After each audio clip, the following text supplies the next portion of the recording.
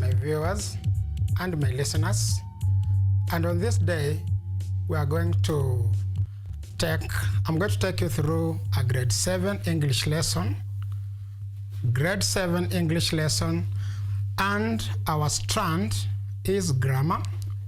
And in that grammar, I'm going to take you through a sub-strand of subject-verb agreement. So our sub-strand for today in our grade 7 English lesson is subject-verb agreement. And what are our specific learning outcomes? That is, at the end of the lesson, what do I expect that you should know, you should be able to do? At the end of this particular lesson today, I shall expect you to, number one, define what subject-verb agreement is. You should be able to define what subject-verb agreement is. Then point number two, you should be able to correctly use subject-verb agreement in our sentences. That means whatever sentence you are given, you are supposed to correctly use the agreement in the subject and verb. So it means the subject and the verb must agree. Let's go together, let's move together and see what we shall be able to get correctly in our today's lesson. Now, as we start, I have some sample of sentences that I would like us to go through and see them. There are some sentences that I want us to go through. We look at the first one so that we see how the sentences are. Number one, the boys is going to school. The boys is going to school. Sentence number two, my father have come home very early. My father have come home very early. Number three, sentence number three, this boy don't know what he is saying. This boy don't know what he is saying. Sentence number four, it is either you don't want to work nor you are joking. It is either you don't want to work nor you are joking. Then the final sentence, everybody are talking in class. Everybody are talking in class. Those are our five sentences that I want us to go through. And we have a question there written in red. Is there any grammatical error in our sentence? What is wrong with the sentences that we've seen from the first sentence to the last one? Are those sentences correctly written, putting into consideration the grammar that we use in our English, both spoken and written? Which mistake can you identify, if at all there is any, in any of those five sentences? Now let's start with the first sentence. We see what mistake is in the sentence. The boys is going to school. The boys is going to school. You can notice the boys is going to school. The problem is we have the first word, the noun, the boys, followed by a helping verb, is. That is where the problem comes in. The boys is going to school. You cannot say the boys is going because the word the boys is in plural and the helping verb that we use is in singular. So the sentence is supposed to be the boy is going to school or the boys are going to school. The boy is going to school or the boys are going to school. That means if the noun or the subject is singular, then the verb or helping verb must agree and also be in singular. If the subject or the noun is in plural, its verb should also be in plural. The second sentence says, my father have come home very early today. My father have come home very early today. Where is the mistake? It's supposed to be, my father has come home very early today. My father has. We are talking about one person. My father has come home very early today. You do not say, my father have. My father has. We go to sentence number 3. This boy don't know what he's saying. This boy don't know what he's saying. The mistake with that sentence is supposed to be, this boy doesn't know, or this boy does not know what he is saying. You do not say, this boy don't. You do not say, this boy do not. This boy does not. And when we contract that does not, it becomes doesn't. Therefore, we say, this boy doesn't know what he is saying, because we are talking about one boy. We therefore say, this boy doesn't, or this boy does not. Putting into consideration, a singular subject should agree or be followed by a singular verb or helping verb. The next sentence, it is either you don't want to work nor you are joking. It is either you don't want to work nor you are joking. The error with that sentence is that sentence pattern. The word either is followed by or. The word either is followed by or and not nor. So if you use either, you follow it with or, and if you want to use nor, then that nor is supposed to be preceded by neither. So we say, you either, it is either you don't want to work or you are joking. It is either you don't want to work or you are joking. Alternatively, you can say, it is neither you don't want to work nor you are joking. Take note of that. Either is followed by or. Neither is followed by nor. Last but not least, everybody are talking in class. Everybody are talking in class. What is wrong with that particular sentence? If you are given, everybody are talking in class, the mistake with that sentence is the realization of the pronoun everybody. While using the word everybody and such others that we shall look at in the course of our lesson today, it is supposed to be followed by a singular helping verb or a singular verb. Therefore, instead of saying everybody are talking in class, we say everybody is talking in class. Everybody is talking in class. And once you know that, you will be able to easily and correctly construct most, if not all, English sentences. Now, then the question comes in. We have corrected the sentences that I had given, 5 sentences. What guides one so as to rewrite those sentences correctly? What do you look at? What knowledge should one have so as to construct such a sentence correctly, or to correct any mistake, particularly grammatical mistake, in any such given sentence? What must you be aware of as a learner or as a teacher? It is simple.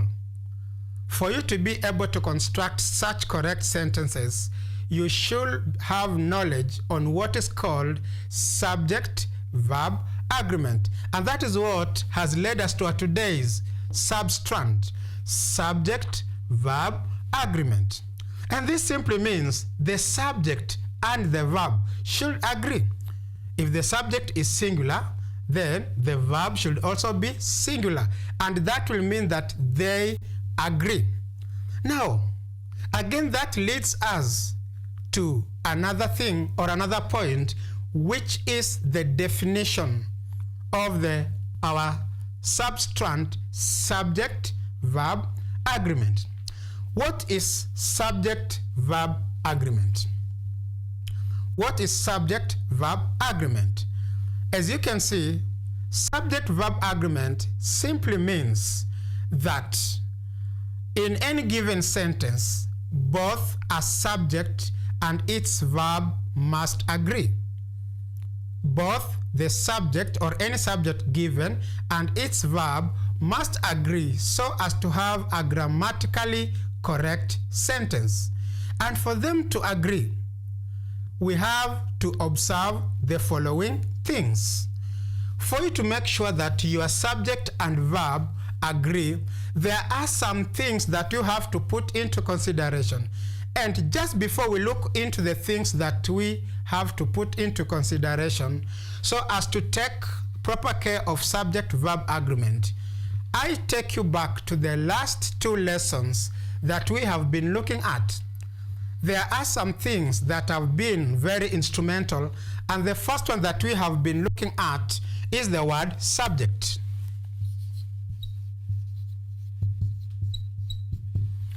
What is subject when you are given a sentence and you are asked to define what is a subject in any given sentence?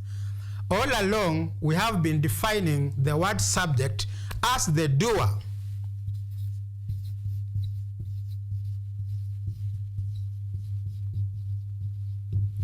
We have been defining the word subject as the doer of the action. Therefore, any noun that does an action in a sentence is referred to as subject. For instance, we can say, my mother is washing utensils. We see who is the doer of the action in our sentence. Who is performing that action? The performer of the action or the doer of the action is the subject. Therefore, take note again that subject is the doer of the action. Then the second word that we have to look at today, apart from subject, is verb. What is a verb?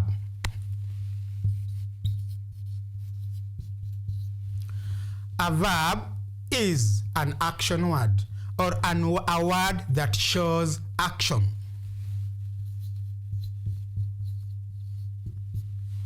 In simple terms, subject is the doer of the action, or rather the noun doing or performing an action. And an action itself, it is what is happening or what is being done in a sentence. That is a verb. Therefore, if we talk about subject and verb agreement, it simply means the subject, that's the doer of the action, and the verb, which is the action itself, they should agree. Once they agree, then your sentence most likely or automatically will become right. Let's now look at different ways that we should consider, that we should have knowledge about, so as to make sure that our sentences are correctly written, putting into consideration the use of subjects and verbs in our sentences. The first thing that we are supposed to put into consideration is the use of present simple tense. This tense, I can say, it terrorizes many learners, many students. But once you know it is very simple, so we shall start with a simple one to the complex one. The first one under present simple tense, it simply means if your subject in a sentence is singular, then your verb must also take a singular form. If your subject in present simple tense is singular, then the verb should also be singular. And if your subject or the noun doing the work is plural, then your verb must also take a plural form. Let's start by looking at singular subjects followed by singular verbs or helping verbs. The first one, the boy is playing volleyball. The boy is playing volleyball. The boy is in singular. Therefore, the helping verb or the verb that follows should also be singular. Hence, we have the subject, the boy, followed by our helping verb is. The boy is playing volleyball. The second example, the girl chases the hen. The girl chases the hen.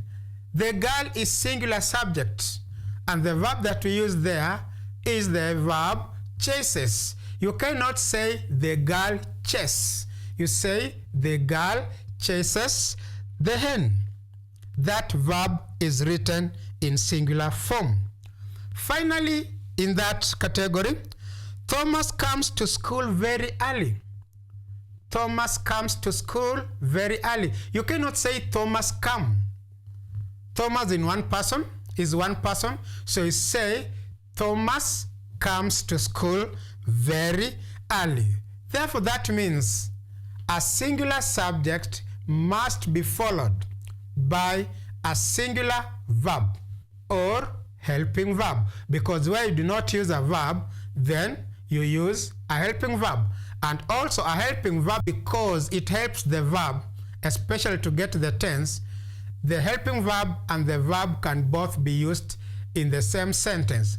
That is why we can see, like in the first sentence, we have the boy is playing volleyball. We have is as our helping verb and playing as our main verb. The boy is playing volleyball. When you come to the next part, where we have a plural subject, remember a plural subject should be followed by a plural verb or helping verb. A plural subject should be followed by a plural helping verb or a plural verb. Let's look at some examples. The first one, the boys are playing volleyball. The boys are playing volleyball. You can notice the boys, that is in plural. Then are is also in plural.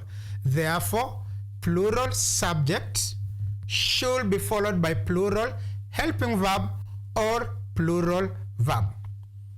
The second sentence, the girls chase the hen. The girls chase the hen. The girls are many, that is plural, a plural subject, and chase is also a verb in present simple tense, which denotes that we are using plural. So we say the girls chase the hen. Don't say the girls chases the hen. The girls chase the hen. Plural subject followed by a plural verb. Number 3, pupils come to school very early. Pupils come to school very early. Pupils are many.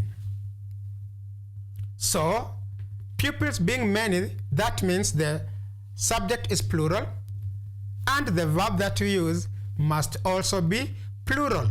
Pupils come to school very early. So that brings us to the end of the first category, where I've said in present simple tense, under present simple tense, a singular subject is followed by a singular verb or helping verb. And a plural subject in a sentence should be followed by a plural helping verb or a plural verb. Once you take note of that, things will be very easy and you will be able to construct your sentence very correctly. Just a point to add. The word come or the verb come is in present simple tense. And also the word or the verb comes is also in present simple tense. Now, how do you differentiate the one being used in plural and the one being used in singular? For example, I've said, the boy comes. Because the boy is one, the boy comes. And I've also said, the boys come. Now, what about if I use a singular pronoun like I? Do I say I come or do I say I comes? If I use the pronoun you, do I say you come or you comes? Yet that you represents one person. That pronoun I represents one person. Where is the difference? In the last lesson, we looked at first person, second person, and third person, singular and plural. Where do we add s in our verb in present simple tense so that we have a verb like comes, goes, visits? So that you do not say I comes, you say I come. Every day I come. Every month you go. Don't say every month you goes. Every time she comes. Every lesson the teacher writes. Where do I add s or es to my verb while using present simple tense? Now it is very simple. When you are using first person, singular or plural, don't add s. You say I come, we come. When you use second person again, in singular and plural, you don't add s. You say you come, you come. But when you come to third person singular, that is why we have he, she, it, and talking about one person, then you say he comes, she comes, it comes, my father comes, the boy does, the teacher talks. Then when you come to third person plural, again you do not add s. You say they come to school. Hope you've taken note of that while using present simple tense. Thank you. Now let's move to the second category after having looked at the first one where we use present simple tense in singular and plural. Let's move to the next category. This one, the second category, is where our subjects are joined by a joining word and. We have two subjects joined by the word or a conjunction and. For instance, you say John and James. Do we say John and James is coming? Or what do we say? The one that we have on the screen, let's look at the first one. George and Agnes. We have two singular subjects, George and Agnes. They are two. So we say George and Agnes are learning in the classroom. That means when you have two subjects that have been joined by a joining word and, it is followed by as a verb or a helping verb which is in plural. Definitely, because if you take two subjects together, they become plural.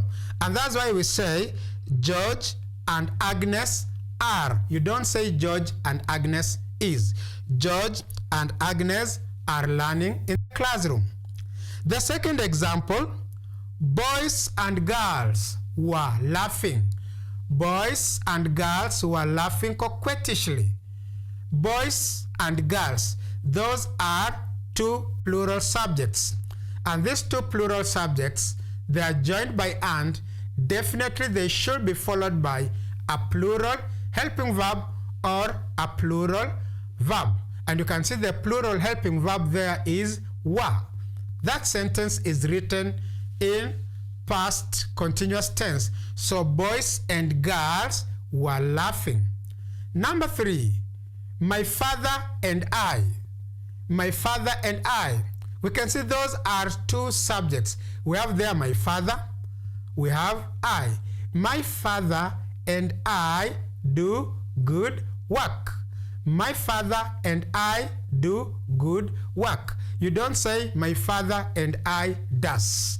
Those are two subjects that have been joined using the conjunction and. My father and I do good work. Then we move to the next sentence. In the next sentence, Jane and her sister go to play daily. Jane and her sister go to play daily. We see we have there Jane and we have her sister. That means they are plural. Those are two subjects. So Jane and her sister go. Don't say Jane and her sister goes. Jane and her sister. These are two subjects that have been joined by the conjunction or the joining word and.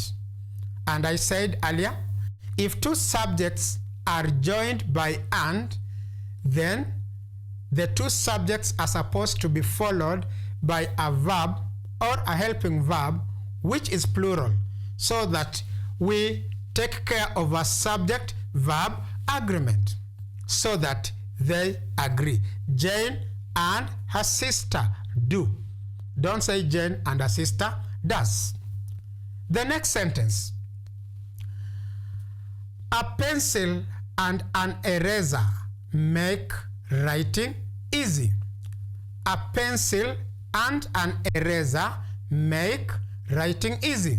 We have a pencil as the first subject, an eraser is the second subject. So these two subjects have been joined in our sentence by the conjunction and. A pencil and an eraser make writing easy. When we take that verb in plural, as I've just explained a moment earlier, the plural form in that present simple tense is make. And had it been in singular, then we could have used makes. But here it is in plural. A pencil and an eraser make writing easy.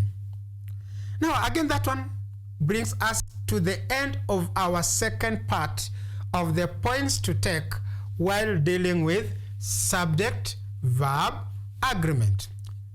We finished the first one, and now the second one. Let us go to the third point to take note of. Let's move to point number 3. This is where we use indefinite pronouns. Point number 3, we have indefinite pronouns that have been used as subjects in our sentence.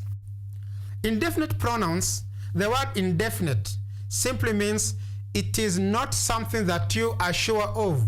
You are not certain. That is why it is called definite. And if you are sure of something, then I ask you, do you know this? Then you'll say definitely yes. Once you are sure of what you are doing or talking about, then that thing becomes definite to you. But if you are not sure, then what you're talking about is indefinite. So here we are talking about a pronoun. And this pronoun does not directly point or tell us about a specific person or thing. These indefinite pronouns, an example. If I say, I want everyone to come, that's an example, everyone, an example of an indefinite pronoun. So who is everyone? I can give this felt pen to anyone, or I'll give it to somebody. Now, who is somebody? Who is anyone? Who is everyone? What is something? What do I mean by everything? That is what we refer to as indefinite pronouns. Now, while using indefinite pronouns in our sentences, we look at them. Is this indefinite pronoun in singular or plural? That will also guide us. Now, just as the first step that we looked at, the first point that we looked at, here it also applies that while using an indefinite pronoun which is in singular form, it should be followed by a verb or helping verb which is also in singular form. And I can give some few examples where we use indefinite pronouns in singular form followed by helping verb or verb in singular form. Now, some examples that we have. The first one, each pupil comes on time. Each pupil comes on time. That's the first one. Each pupil comes on time. We can see our indefinite pronoun there is each. So when we use each, the verb or helping verb that follows should be singular. Each pupil comes on time. The second sentence, everybody is happy today. You don't say everybody are happy. Everybody is happy. Everybody was here very early today. Everybody is coming. Then the last sentence there is something. Something has to be done. Something has to be done. Now, you are supposed to take note of these indefinite pronouns. I've given a few examples. Everything, everybody, everyone, someone, somebody, nobody, each, no one, none, nothing. Those are examples of indefinite pronouns. Pronouns that are not definite. They are not specific. They do not specify the exact thing that we are talking about. Therefore, if those indefinite pronouns are used in singular, the subject is in singular, then the verb or the helping verb should also be in singular. Then, if the same indefinite pronoun is used in plural form, then its verb or helping verb should also automatically be plural. Now, which are these examples of indefinite pronouns that are in plural? Examples are several, few, both, many, and all. Several, few, both, many, and all. Example in a sentence, the first one, both write good compositions. And remember, when you use the pronoun both, both means two. It does not mean one. It does not mean 3, 4, 5. If you talk about both, it simply means you are talking about two items. So both write good compositions. You don't say both writes. Both write good compositions. The second example, many are very clean.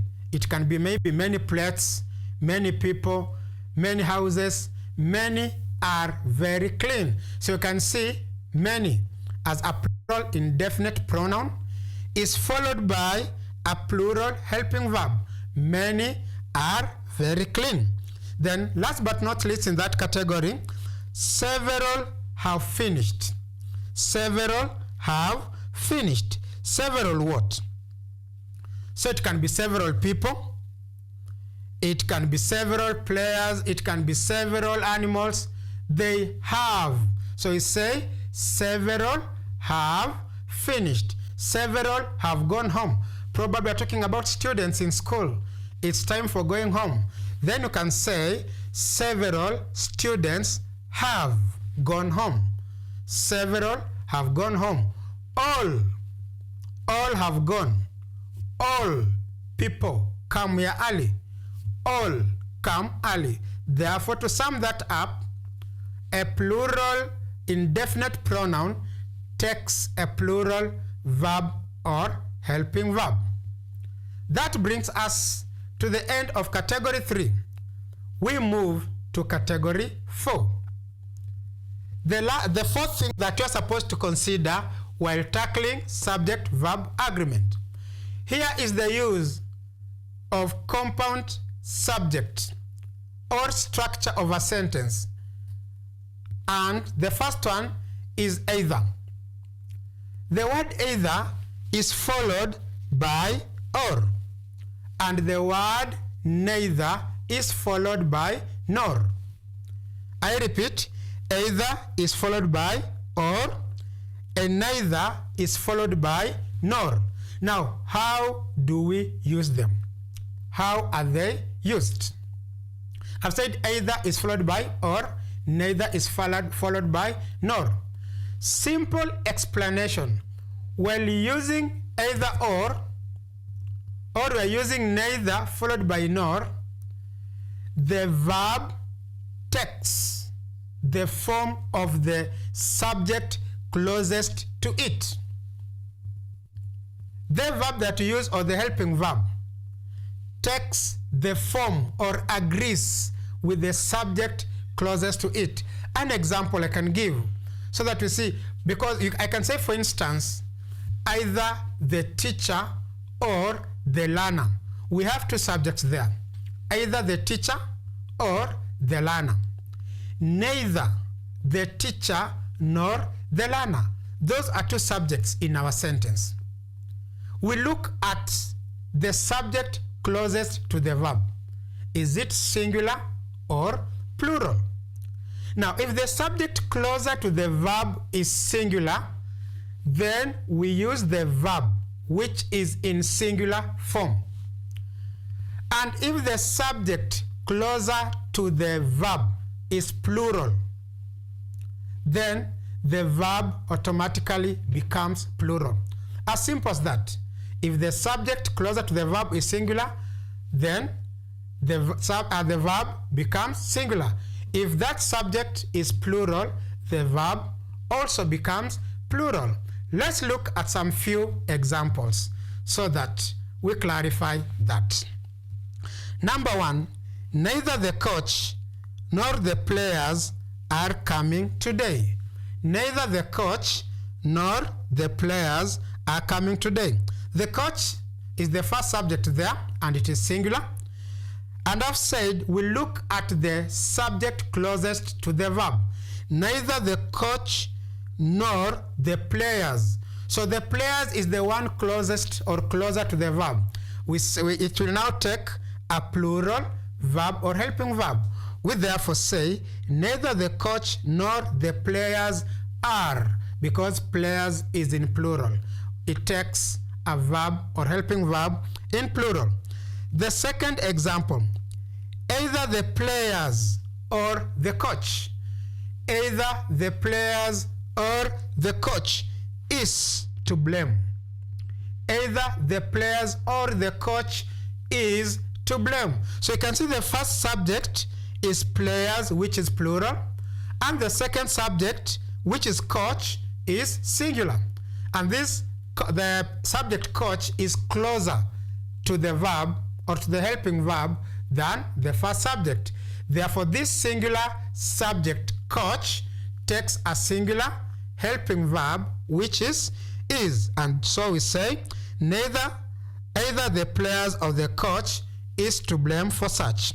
Number three, either the player or the coaches are practicing. Either the player or the coaches are practicing. You can see the first subject is singular, and that is the player, while the second subject, coaches, is written in plural. Therefore, that automatically takes a plural helping verb or a plural verb. And so we say either the player or the coaches are playing. Last but not least of the sentences, neither the students nor the teacher. Neither the students nor the teacher is in school. Neither the students nor the teacher is in school. The first subject, students, is plural, but the second subject, which is closer to our verb, which is teacher, is singular, and that is closer to the verb. That means automatically then that our verb will be singular, and so we say neither the students nor the teacher is in school. Let's move to the next part. After having used that either or and neither nor, we move to the second one, where we use non-counts subjects. These are also called non-countable. These are subjects or nouns that you cannot count and say 1, 2, or 3. They are called non-count nouns or non-count subjects. For example, you cannot say we have 2 news, we have 3 news, we have 2 politics. This is a noun which is not countable. It is called uncountable or non-countable. Now, what happens when you are given non-count subjects or non-count news? Simple knowledge. To get the knowledge on that, when you are using non-count subjects, then you use a verb or helping verb which is in singular. And I've given examples of those non-count subjects or nouns. Examples are physics, one of the subjects that is learned in high school in our country. We have mathematics, which is learned right from primary, even up to university level. We have the word politics. We have the word news. Those are examples of nouns that you cannot count. Therefore, when we use them, we use a verb or helping verb which is in singular form. Now let's quickly go through the examples where we use non-count nouns. The first one, education is the key to prosperous life. Education is the key to prosperous life. You can see education is an uncountable noun followed by a singular helping verb. Education is. Number 2, mathematics is a simple subject. You don't say mathematics are. You say mathematics is a simple subject. Number 3, physics was very interesting.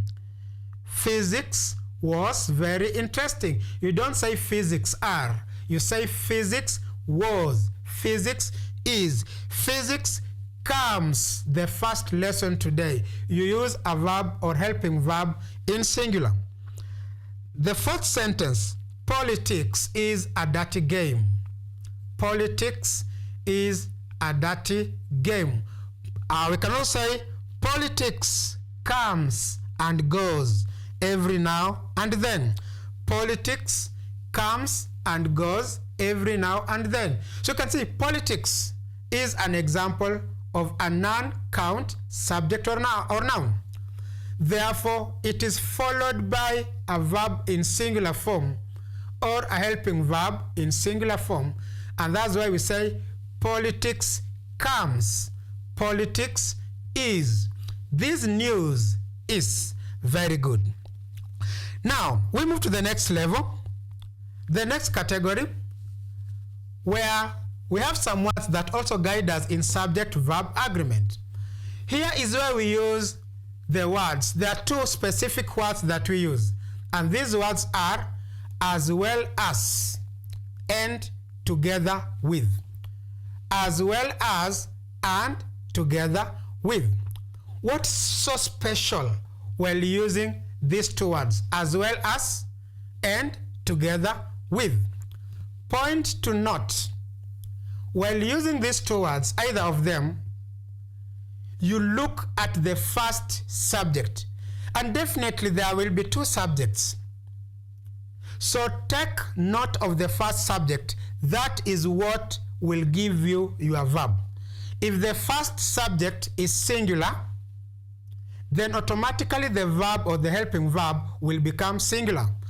And if the first subject is plural, then the verb or helping verb that you use will be plural. Again, take note, while using as well as or while using together with in our sentence, you put into consideration the first subject, and that is what will give you the type of verb or helping verb to use. Let's look at some few examples where these words have been used. Number 1, my father, as well as other police officers, is marching. You can see the first subject is my father, which is singular. Then the second subject is other police officers. We don't say my father as well as other police officers are marching. We take note of the first subject, my father, in singular. So the helping verb or the verb becomes singular. Sentence number 2, Bartholomew as well as his friends dances very well. Bartholomew as well as his friends dances very well. The first subject there is Bartholomew, so it determines the verb that we use, which is singular. Number 3, your cows, that is plural. Your cows as well as my calf are grazing in the field. Your cows as well as my calf are grazing, because your cows is in plural. George as well as grade 8 boys was. We use was because George is singular. Despite using grade 8 boys, we consider the first subject, George, thus giving us our helping verb was. Second last, Andrew together with his cousins plays hide and seek. Andrew together with his cousins play hide and seek. Andrew is our first subject and it is singular. Therefore, our verb becomes singular. Finally there, students together with their teacher. Students together with their teacher are revising for the examinations. So the first subject there, students, is in plural, and it will make our helping verb to be plural. Therefore, as I said earlier, while using together with and as well as, take note of the first subject. It is the one that will determine whether or not our verb will be plural or singular. Finally, when you are using a verb and a subject, and probably the verb comes before the subject, of which it can happen, whether that verb comes before the subject or it comes after the subject, that verb must agree with the subject. And what does that mean? That simply means if the verb is singular, the helping verb, if the verb or helping verb is singular, the subject also becomes singular. While if the verb or helping verb is plural, then the subject should also be plural. Let's look at a few examples as we come to the end. The first one, the pupils work very hard and so does the teacher. Here we can see our helping verb there is does. We say does the teacher, not do the teacher. Does the teacher, because the teacher is singular. In sentence number 2, learners do not make noise and neither do the teachers. Learners do not make noise and neither do the teachers. So you can see do the teachers, the helping verb that comes before the plural subject. Number 3, or sentence C, students don't make noise and neither does the teacher. The helping verb does comes before or precedes our subject, which is the teacher. Number 4, today I am very happy as now here comes my best friend. I'm very happy as now here comes my best friend. So you can see that verb comes precedes my best friend. My best friend is singular. Then the last sentence there we have accompanying the footballer are 10 referees. Accompanying the footballer are 10 referees. That are is a helping verb which is written in plural form so as to agree with the subject that we have. Now quickly, just to remind ourselves what we've gone through, the points. While you are working with subject-verb agreement, the first point, take note of present simple tense where you are using singular or plural subjects. they must be followed by singular or plural verbs, respectively. Then number 2, while talking about indefinite pronouns, we have looked at them. Take note of that. Point number 3, we have looked at the last one that we have finished, how when a verb precedes a subject, we've looked at it, and then also we have looked at the use of either or followed by neither or. We've looked at it, and finally we have also tackled the use of the words as well as and together with. Once you take these into consideration, you will be able to easily and correctly construct your sentences, putting into consideration subject-verb agreement. And after that, we come to the end of our lesson. Thank you very much for attending to this lesson. Thank you and welcome.